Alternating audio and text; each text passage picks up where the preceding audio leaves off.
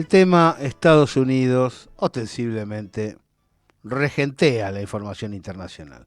Nos situamos, enfocamos otras regiones, vamos a fondo, todo lo que se pueda, pero lo que pasa en el norte, debido al volumen de esa nación, tiene trascendencia planetaria. Le damos la bienvenida al analista político internacional Cristian Cirilli. ¿Qué tal, Cristian? Gabriel Fernández te saluda. ¿Cómo estás, Gabriel? Un gusto estar siempre aquí contigo. Gracias por la invitación. No, un placer para nosotros. A ver, acá estamos leyendo con mucha atención tu material en derredor de los chisporroteos o los anuncios de Donald Trump en la previa a la asunción y acerca de lo que puede suceder a partir de ahora. Eh, Canal de Panamá, Ártico, hay varias observaciones. Además está el tema de, voy a terminar con la guerra rápidamente. A ver, ¿qué se puede pensar de los anuncios de Trump, de su veracidad, de su aplicabilidad en lo concreto a partir de su asunción? Bueno, primero, Donald Trump es una persona bastante difícil de prever en cuanto a los pasos concretos que puede dar. Sí. Muchas veces él ha anunciado, ha hecho grandes anuncios jugados en cuanto a la política internacional, básicamente para tener mejores posicionamientos en aras de una negociación, no para realizar justamente esos movimientos en forma concreta. Claro. Pareciera que este es ese caso. Eh, los anuncios que ha realizado, a veces un poco en sorna, a veces un poco en serio, porque a veces también es muy difícil en entender el carácter que le está dando a la declaración, tienen que ver con la compra de la isla de Groenlandia a Dinamarca, Ujú. con la posibilidad de incorporar o absorber su vecino del norte, Canadá, como el estado número 51.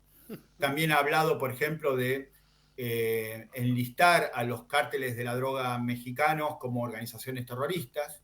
Y finalmente, por supuesto, se ha dirigido a Panamá en lo relativo justamente al canal sobre lo que él supone que son tarifas ridículas, él utiliza esa palabra, se refiere a exorbitantes, amenazando inclusive con una No. renacionalización Claro, estadounidense una del mismo. invasión sería en ese caso, sí. Claro, sí, sí, ignorando los tratados internacionales y, bueno, básicamente el derecho internacional.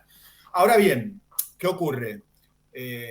La posibilidad de implementarlo desde el punto de vista del derecho es nula. O sea, es importante saber que no se puede comprar algo que no está en venta, que no se puede absorber un Estado como si se tratara de una fusión o absorción empresarial Claro. y que no se puede renegociar un tratado firmado que fue el de Torrijos-Carter, eh, también por la fuerza o por la simple imposición o u oferta hostil.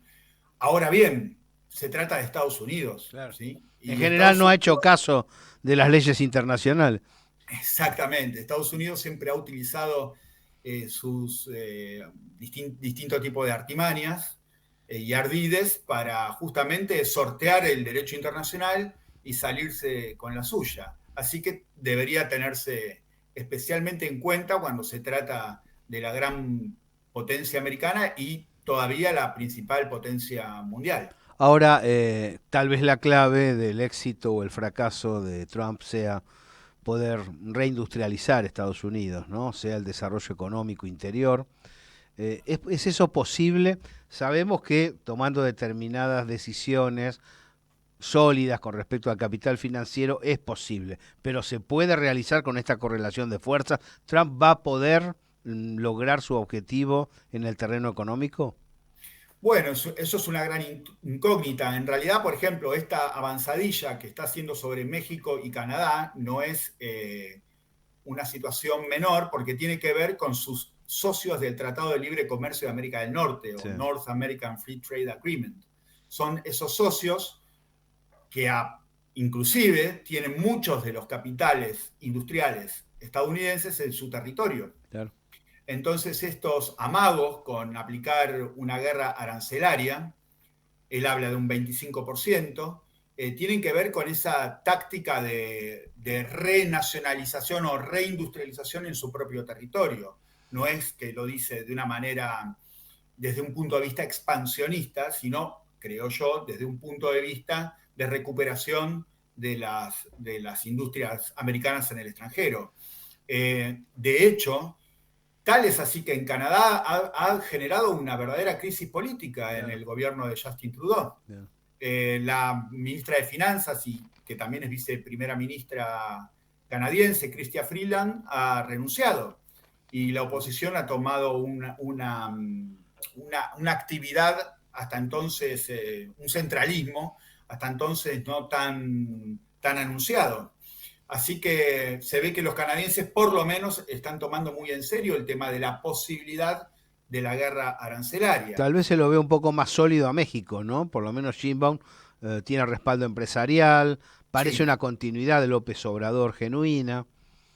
sí, aparte, bueno, el signo político que hoy impera en México, que empezó con López Obrador y continúa ahora con Claudia Sheinbaum, es soberanista, básicamente, y por supuesto no le hacen ninguna gracia las aseveraciones de catalogar a los cárteles de la droga como organizaciones terroristas, porque esto implicaría la posibilidad de una incursión militar por Claro. parte de los Estados Unidos. No nos olvidemos que justamente en el año 1989, bajo la acusación de narcotráfico al gobierno de Manuel Noriega, se realizó la invasión de Canadá el 20 de diciembre de 1989, ¿sí? Ujú.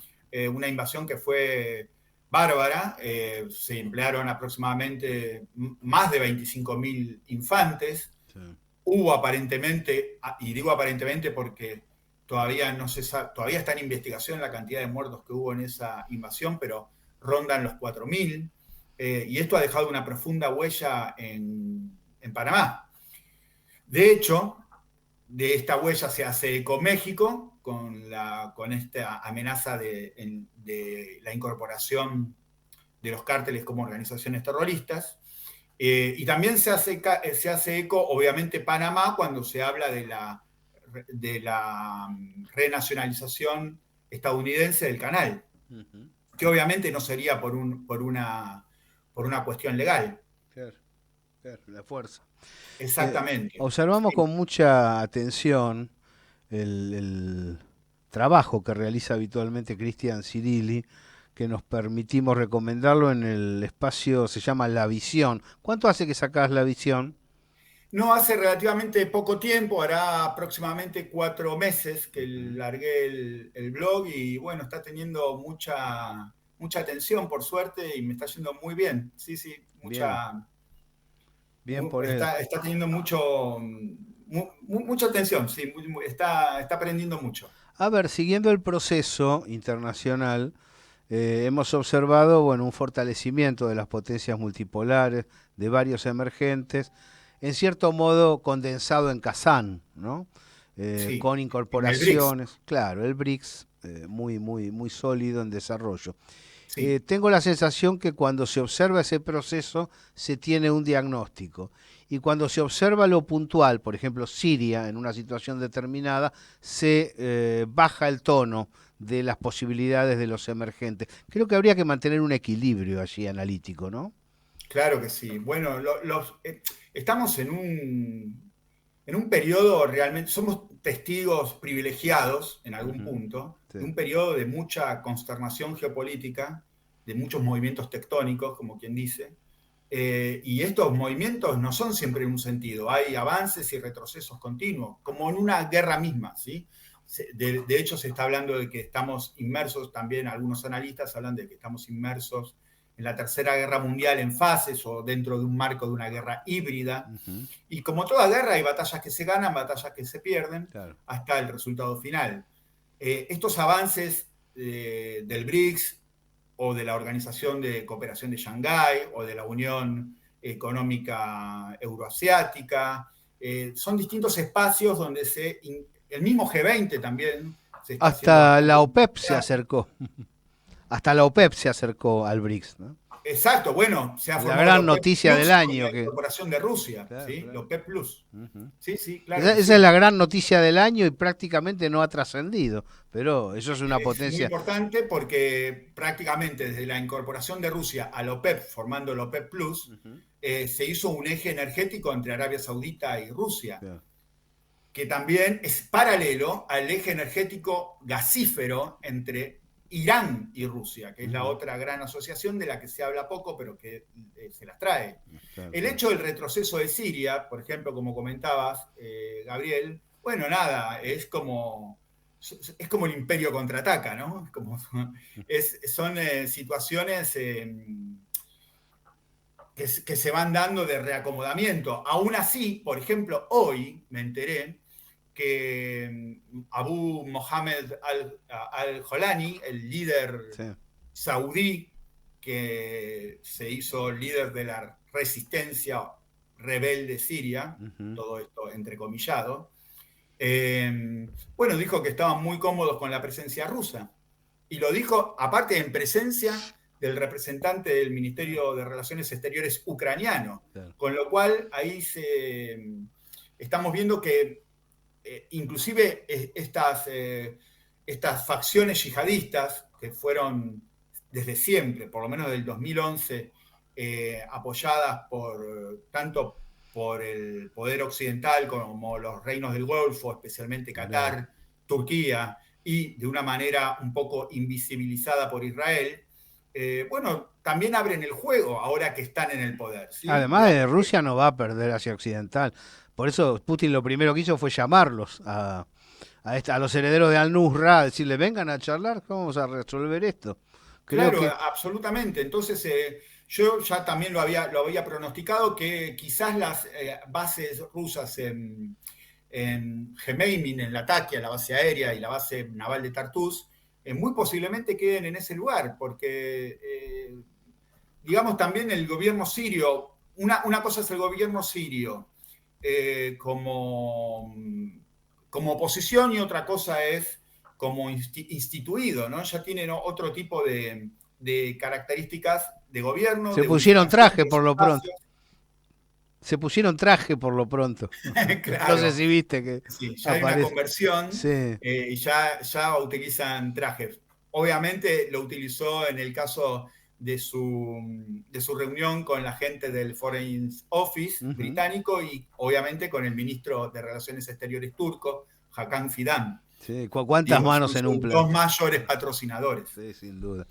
Hay dos naciones, Cristian, y te vengo siguiendo, sé que no le esquivas, que son muy complejas por la diversidad de intereses que coadyuvan a que esa complejidad se traduzca en política. Una es Ujú, Turquía y otra es Israel. Me claro. gustaría una brizna de comprensión de tu parte sobre esas dos naciones. Bueno, Turquía realmente es una nación que vive dentro de sus contradicciones y está a gusto de vivir dentro de esas Sí, sí. contradicciones. La misma geografía ha impulsado a Ujú. Turquía a tener yo digo que es como el coloso de Rodas, tiene una pierna en Occidente, una pierna en Oriente y por debajo pasan los Dardanelos y el Bósforo. Eh, Turquía tiene una situación geopolítica que necesita tener ciertos equilibrios y por lo tanto tiene esta cierta contradicción que nunca está del todo en algún bloque. Es un miembro de la OTAN, sin embargo, como miembro de la OTAN nunca ha cortado las relaciones con Rusia, no se ha sumado eh, a las sanciones económicas, ha mantenido relaciones muy virtuosas con Rusia, por ejemplo, con el gasoducto Turk Stream, le ha comprado una central nuclear a Ujú. Rusia en Akuyú, le ha comprado armamento, el sistema S-400, que le ha traído tantos problemas con el complejo militar industrial estadounidense. Pero también, por ejemplo, ha aceptado la incorporación de Suecia y Finlandia a la OTAN Ujú. y ha sido un partícipe fundamental en la decapitación del gobierno de Bashar al-Assad en Siria. Ajá. También, Fundamental. también el golpe de manos sobre Nagorno-Karabaj, ¿no? Porque Azerbaiyán También, ahí bueno, actuó como Turquía panturco. tiene también, a partir de la presidencia, desde que estuvo la, la modificación constitucional, ¿sí? La reforma constitucional en Sí. el 2017, Ujú. y en el 2018 gana la presidencia Erdogan. Recep Tayyip Erdogan, toma poderes mucho más fundamentales para el gobierno, para el Ejecutivo. Y a partir de ahí empieza un tránsito hacia el neotomanismo. Quiere volver, de alguna manera, a ocupar esos lugares donde había desaparecido el Imperio Otomano. En el norte de África juega fuertemente en Libia, por ejemplo. Obviamente en el Levante juega fuertemente por la recuperación de los territorios de Siria. Algunos de esos territorios inclusive estaban ocupados directamente, fundamentalmente la zona norte de Idlib, y lo que no tenía ocupado tenía Claro. zonas, digamos, con guerrillas como Hayat Tahrir al-Sham, el ex Frente al-Nusra, que respondían a Turquía. Ujú. En Azerbaiyán, que es su aliado más íntimo, jugó fuertemente para la reconquista del Nagorno-Karabaj.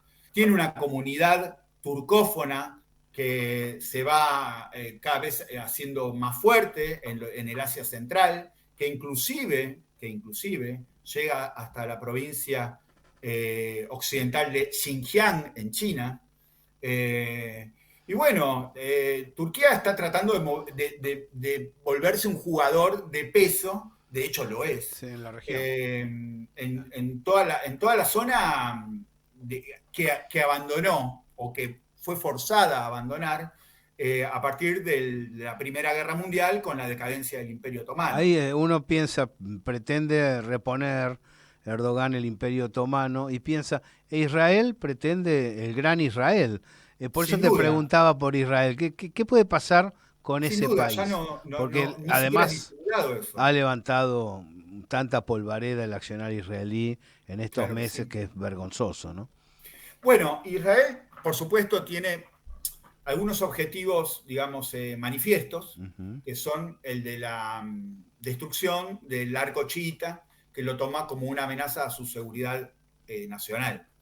Esto incluía, primeramente, la destrucción del Hamas en la Franja de Gaza, que si bien no era parte del arco chiita, sí tenía relaciones con Irán y Hezbollah. Y luego, por supuesto, ir en fases. Primero, ¿qué es lo que realmente está haciendo? Primero, dinamitar el Hamas en Gaza, luego ir por el sur del Líbano para destruir Hezbollah, luego ir por el gobierno de la República Árabe de Siria, que era básicamente un articulador entre Irán Claro. y Hezbollah. Bueno, y posiblemente el paso siguiente sea ir por Irak, donde hay una fuerte influencia de lo que se llama el triángulo chiita en el sur, para finalmente llegar a Irán. Ahora bien, no es una situación sencilla. Claro. Obviamente también hizo ataques en Yemen, ¿sí? Que sería la zona que no es parte del arco, pero sí Ujú. es parte del llamado eje de la resistencia. Qué Eh, interesante, ¿no? Porque sí, enseguida, claro, como Rusia se reunió con la nueva organización heredera de Al Qaeda y como vos bien explicabas recién, empezó a bombardear Israel a los sirios, no a los sirios de Bashar al-Assad, sino a las nuevas fuerzas yihadistas que se insertaron como gobierno paralelo.